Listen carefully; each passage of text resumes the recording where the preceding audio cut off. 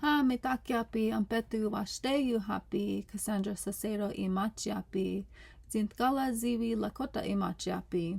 Hello, good day, relatives. My name is Cassandra Sasero. My Lakota name is Yellowbird Woman. Today, I'll be discussing two sacred ceremonies, the Sundance and the Inípi, or Sweat Lodge, and how federal Indian law has both suppressed and at times protected these traditions. We'll focus on legal history, modern cases, and the resilience of my Lakota people in the Sapa, or the Black Hills.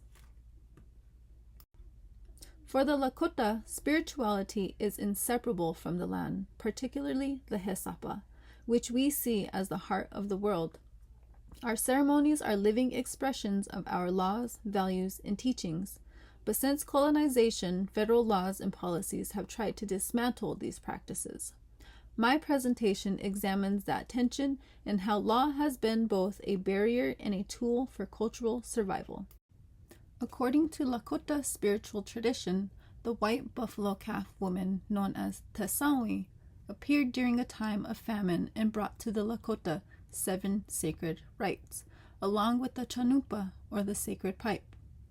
White buffalo calf woman taught the Lakota the 7 sacred rites, 6 of which are still practiced to this day.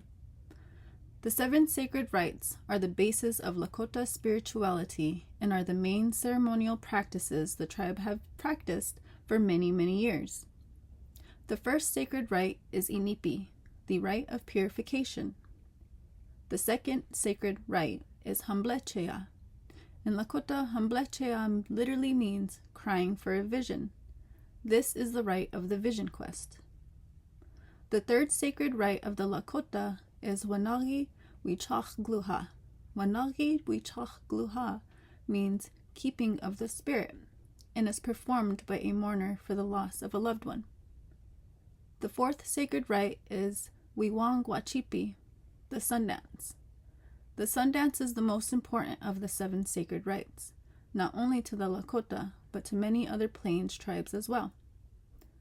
The fifth sacred rite is Hukapi, which means making relatives. The sixth sacred rite is Ishnati Awichalawampi, a rite for young women.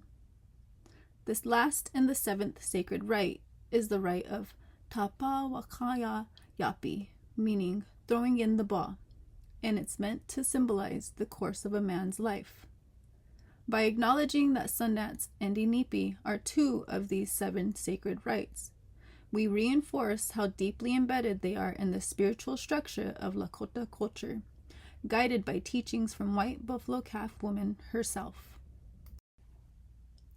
The Sundance is one of the most sacred rites given to the Lakota by a white buffalo calf woman.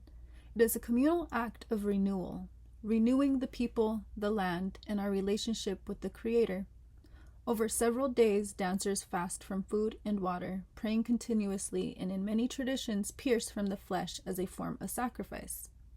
This act symbolizes offering's one's own suffering for the healing and well-being of the community and all living things. The central cottonwood tree, the tree of life, is placed at the heart of the dance arena, connecting the people to the spirit world. Historically, U.S. officials banned the Sundance under the 1883 Code of Indian Offenses. Christian missionaries and government agents labeled it pagan and self-torture, and participating could mean jail time or loss of government rations. Despite these threats, the Sundance continued in secrecy, often hidden in remote areas. Its survival is a testament to cultural resilience and spiritual sovereignty.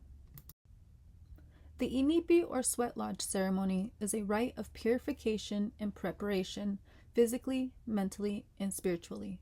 It is often performed before the Sundance to cleanse participants and strengthen their connection to Wakatanka, the Great Spirit. Inside the low dome-shaped lodge, superheated stones called grandfathers, or ians, are placed in a central pit and water is poured over them to create steam. Songs, prayers, and sacred medicines like sage and sweetgrass are used to purify the mind, body, and spirit. Like the Sundance, the Inípi was targeted by the 19th and 20th century bans. Authorities feared that gathering for ceremony could foster unity and resistance against assimilation policies. Even after the formal ban ended in 1934, access to materials, locations, and legal recognition remained limited until the 1978 American Indian Religious Freedom Act. Today, legal challenges persist in places like prisons, where Native inmates must often fight for the right to hold sweat lodge ceremonies. In the late 1800s, U.S. policy shifted from outright warfare to forced assimilation. The Code of Indian Offenses of 1883, created under the authority of the Secretary of Interior, criminalized indigenous religious and cultural practices. This included the Sundance, Inípi, giveaway ceremonies, and other communal gatherings. Offenders could face up to 30 days in jail or be denied food rations. These measures were part of a larger strategy to dismantle tribal governance, kinship systems, and spirituality, replacing them with Christian and Western norms. The intent was not just to suppress ceremonies, but to sever the cultural and spiritual lifelines that sustained tribal nations. Even after these bans were formally lifted, restrictions persisted through wildlife laws, zoning regulations, and prison rules, meaning the fight for ceremonial freedom has continued into modern times. The Major Crimes Act of 1885 placed certain serious crimes like murder, manslaughter, rape, and arson under federal jurisdiction, even when they occurred in Indian country. This law was a direct blow to tribal sovereignty, stripping tribes of the authority to handle their own justice matters and instead giving power to the federal government. The act was passed in direct response to Ex parte Crow Dog of 1883, a case where the Supreme Court upheld tribal authority after Lakota man Crow Dog resolved a killing through traditional restitution rather than the U.S. punishment. Congress reacted by removing that authority, signaling distrust in Native justice systems. While the act didn't explicitly outlaw ceremonies such as the Sundance or Inípi, it created a system where Native people were more highly vulnerable to federal oversight and criminalization. Tribal gatherings, dances, or religious events could be mischaracterized as disorderly or tied to criminal activity, which gave federal agents broad authority to intervene. This shift in power also fit into the broader assimilationist agenda. By weakening tribal courts and governance, the government made it easier to suppress indigenous practices and impose Western legal and cultural norms. The Major Crimes Act therefore not only reshaped criminal jurisdiction, but also became a tool, in practice, enabled the policing of Native ceremonies and cultural life. In United States v. Dion, a Yankton Sioux man argued his treaty rights allowed him to hunt eagles for religious purposes. The court ruled Congress had abrogated that treaty right under the Bald Eagle Protection Act and the Endangered Species Act. This case shows how even when ceremonies require sacred materials like eagle feathers for Sundance, federal law can override treaty promises. The American Indian Religious Freedom Act of 1978 acknowledged our right to practice traditional religions as a long overdue recognition after decades of criminalization. But while it sounded promising, it wasn't truly a shield. A shield is meant to protect you from harm, to stop the blows from landing. AIRFA, however, was more like holding up a paper sign that said, "Please don't hit me," yet the attacks could still come through.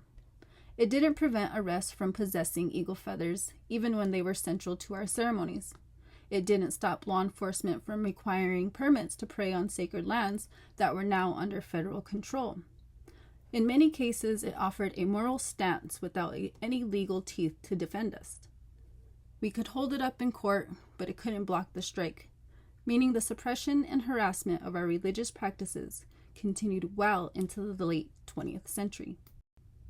The Religious Freedom Restoration Act was passed in 1993 in response to the Supreme Court's decision that had weakened protections for religious practices. Under RFRA, the government must prove it has a compelling interest and must use the least restrictive means if it wants to limit religious expression. For Native communities, RFRA has been an important, though inconsistent, tool in defending ceremonies such as the Sundance and Inípi. and in protecting access to sacred sites. For example, some tribes have invoked RFRA to challenge federal restrictions on eagle feathers or access to ceremonial grounds. However, courts have not applied RFRA evenly. When cases involve environmental or conservation laws, such as restrictions on hunting, fishing, or gathering ceremonial materials, tribal claims often lose to broader federal priorities. This inconsistency means that, while RFRA sounds like strong protection on paper, in real-world application for Native religious rights can be unpredictable and sometimes ineffective. Despite suppression, Sundance and Inípi ceremonies are alive today in the Sapa and beyond.